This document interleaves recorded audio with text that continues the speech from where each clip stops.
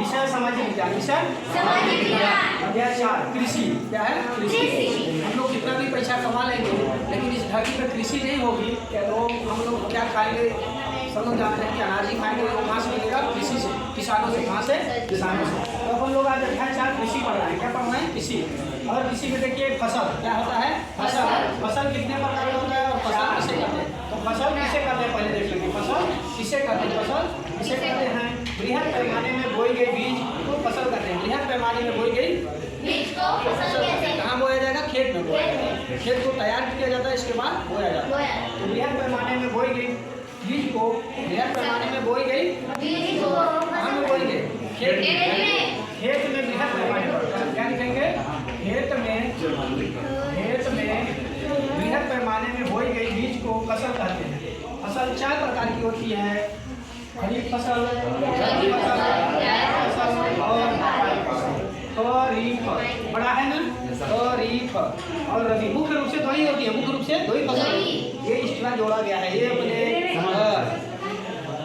व्यापार को बढ़ाने के लिए और गर्मी में ताज़ा फल खाने के लिए और व्यापार मतलब आमदनी के लिए, ठीक ना? तो खरीफ फसल क्या होता है? खरीफ।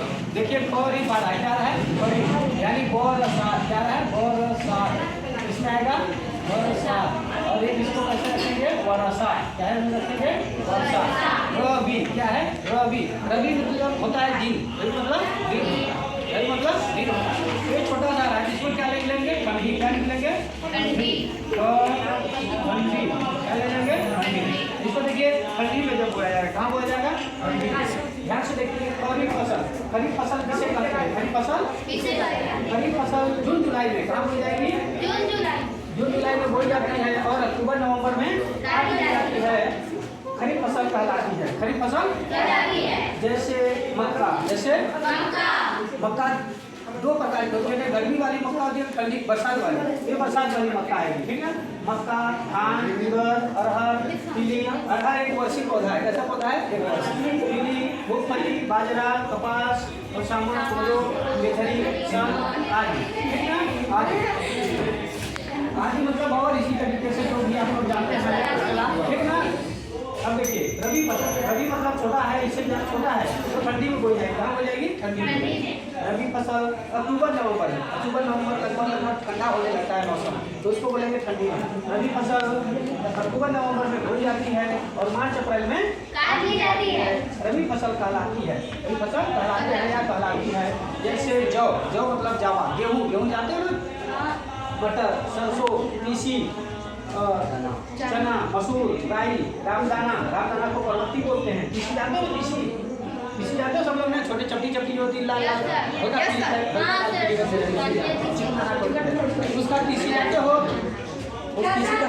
उस तीसी का तेल बहुत फायदेमंद होता है। जब माँ का बच्चा होता है उसका बड़ी खिलाया जाता है, शरीर को बहुत फिट करता है।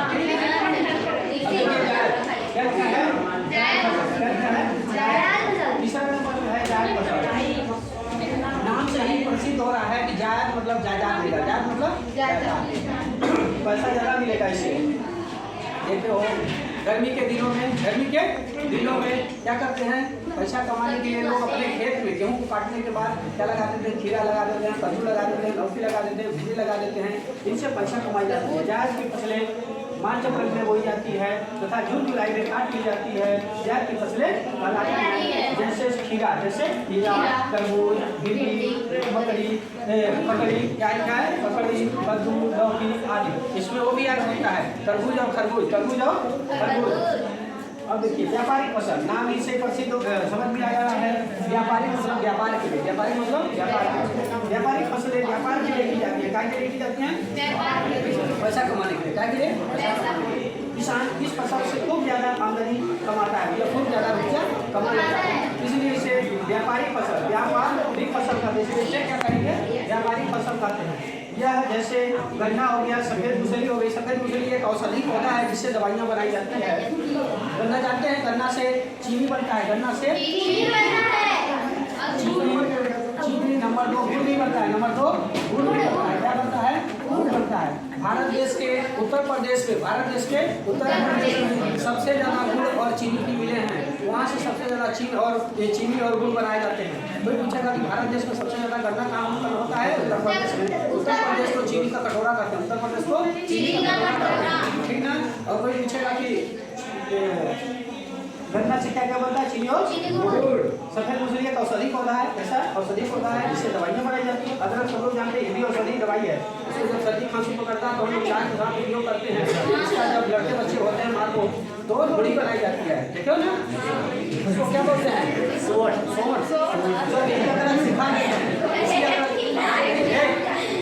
इसी अदरक को क्या कर देते हैं? सुखा के बनाते हैं तो सोट बोलते हैं। और भी सब लोग जानते हो, कपास भी जानते हो। कपास जानते हो ना, जिससे रुआ बनता है। कपास से क्या मिलता है? रुआ से रजाई बनाते हैं और खटिया बनाते हैं।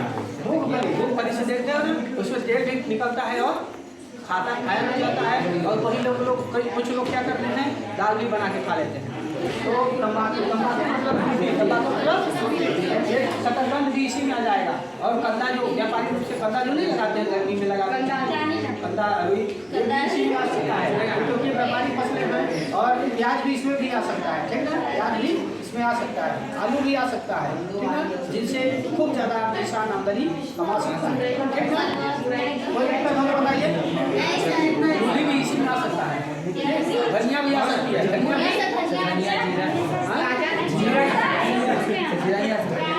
मसाले मैगी और इसी में आ सकती है। व्यापारिक